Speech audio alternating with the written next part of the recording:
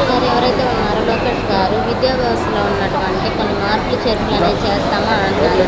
దాని మీద మీ ఉద్దేశం సార్?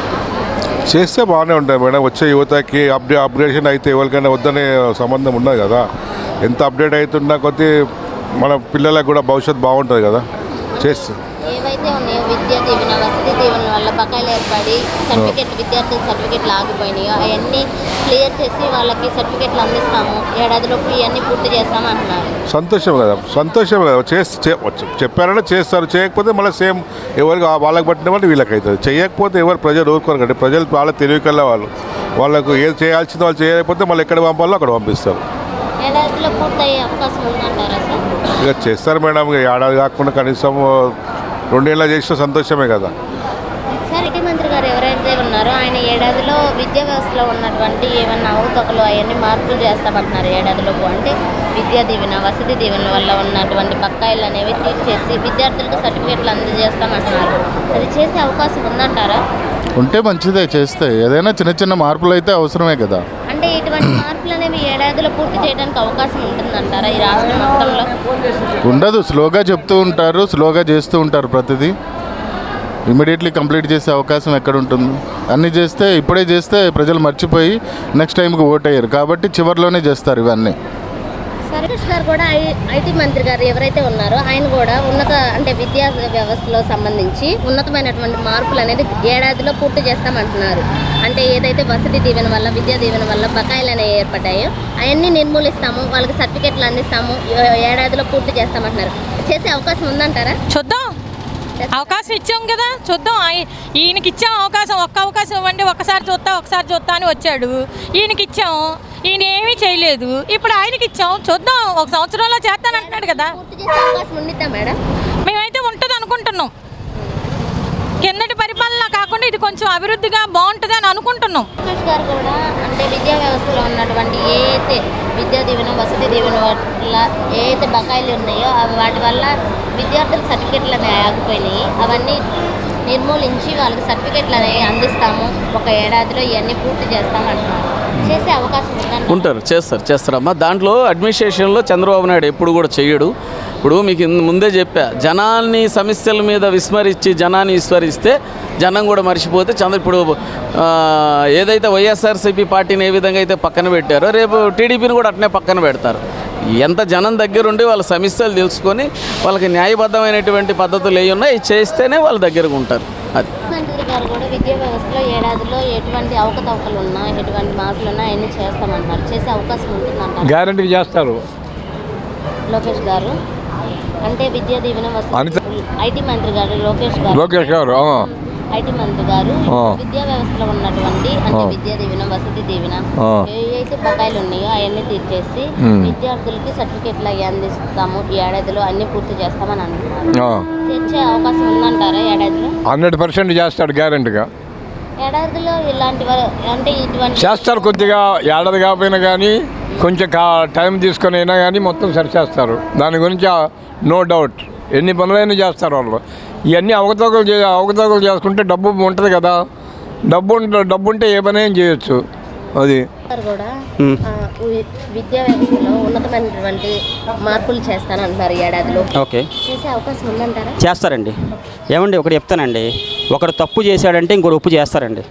ఒకరు తప్పు ఎత్తి చూపించాలంటే ఇంకొక తప్పు చేయాలి. వీళ్ళు చేస్తేనే నెక్స్ట్ వచ్చే ఎలక్షన్స్కి గుర్తుపెట్టుకుంటారండి ప్రజలు.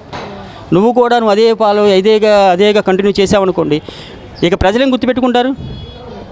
ఇప్పుడు విద్యా దీవెన వసతి దీవెన వాటి వల్ల కొంచెం బకాయిలు అనేవి ఏర్పడ్డాయి, విద్యార్థులకు సర్టిఫికెట్లు అందలేదు, అవన్నీ అందించాలని ఐటీ మంత్రి గారు ఎవరైతే ఉన్నారో లోకేష్ గారు పేర్కొన్నారు.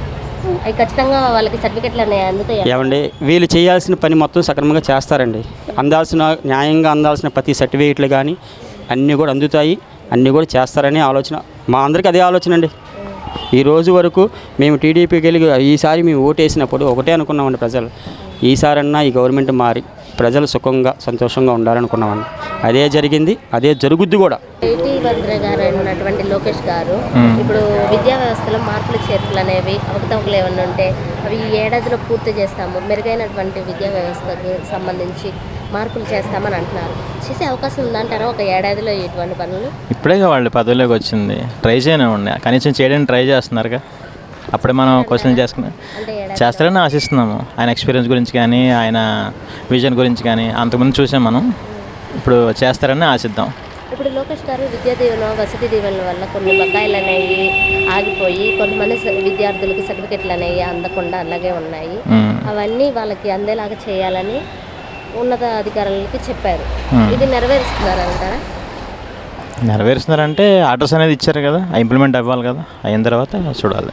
అంటే దాని మీద స్వశక్తితో ఆయన మొత్తం పోరాడతారంటారా విద్యా వ్యవస్థ మార్పుల కోసం?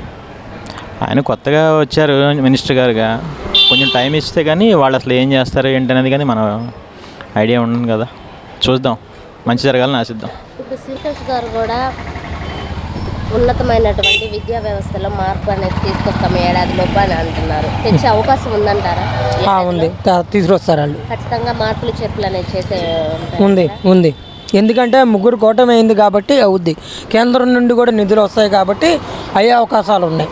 ఎందుకంటే కేంద్రం కలుపుకున్నారు కదా, కేంద్రం నుండి కూడా డబ్బులు వచ్చే అవకాశాలు ఉన్నాయి, నిధులు. గారు కూడా అంటే విద్యా దీవెన వసతి దీవెన వీటి వల్ల రానటువంటి కొన్ని నగదు ఉంది కదా, దానివల్ల కొంతమంది విద్యార్థులకి సర్టిఫికెట్లు అనేవి రాలేదు. అవి మళ్ళీ తెప్పియండి, తిరిగి తిప్పియాలి అని అంటున్నారు. ఖచ్చితంగా ఇచ్చే అవకాశం ఉంటుందంటారా? అవన్నీ నిర్మూలించే అవకాశం ఉంటుందంటారా? ఉంటుంది. ఉంటుందా? ఉంటుంది. ఏ విధంగా సార్? అంటే అంటే ఈ ఏడాదిలోనే విద్యా వ్యవస్థలో ఇంత మార్పులు చేసే అవకాశం ఉందంటారా లోకేష్ గారు? ఉంది. ఎందుకంటే కేంద్రం కలిసింది కాబట్టి కేంద్రం నుండి కొన్ని నిధులు వచ్చినా కూడా అయ్యే అవకాశాలు ఉన్నాయి.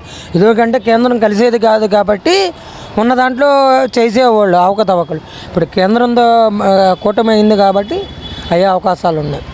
లోకేష్ గారు కూడా ఐటీ వ్యవస్థ అంటే ఐటీ మంత్రి గారు విద్యా వ్యవస్థలో కొన్ని మార్పులు చేర్పులు చేస్తాము ఏడాదిలోపు అని అంటున్నారు. మంచిదే, చేసే అవకాశం ఉంది. ఐటీ మంత్రి గారు అయినటువంటి లోకేష్ గారు ఇప్పుడు విద్యా వ్యవస్థలో మార్పులు చేర్పులు అనేవి అవకతవకలు ఏమన్నా ఉంటే అవి ఈ ఏడాదిలో పూర్తి చేస్తాము, మెరుగైనటువంటి విద్యా వ్యవస్థకు సంబంధించి మార్పులు చేస్తామని అంటున్నారు.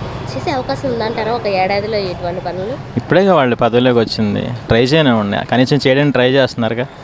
అప్పుడే మనం క్వశ్చన్ చేసుకుని చేస్తారని ఆశిస్తున్నాము. ఆయన ఎక్స్పీరియన్స్ గురించి కానీ ఆయన విజన్ గురించి కానీ అంతకుముందు చూసాం మనం. ఇప్పుడు చేస్తారని ఆశిద్దాం. ఇప్పుడు లోకేష్ గారు విద్యా దీవెన వసతి దీవెనల వల్ల కొన్ని బకాయిలు అనేవి ఆగిపోయి కొంతమంది విద్యార్థులకి సర్టిఫికెట్లు అనేవి అందకుండా అలాగే ఉన్నాయి. అవన్నీ వాళ్ళకి అందేలాగా చేయాలని ఉన్నత అధికారులకి చెప్పారు. ఇది నెరవేరుస్తున్నారంటారా?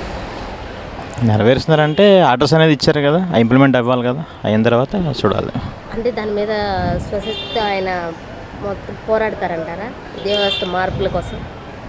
ఆయన కొత్తగా వచ్చారు మినిస్టర్ గారుగా, కొంచెం టైం ఇస్తే కానీ వాళ్ళు అసలు ఏం చేస్తారు ఏంటనేది కానీ మనం ఐడియా ఉండదు కదా.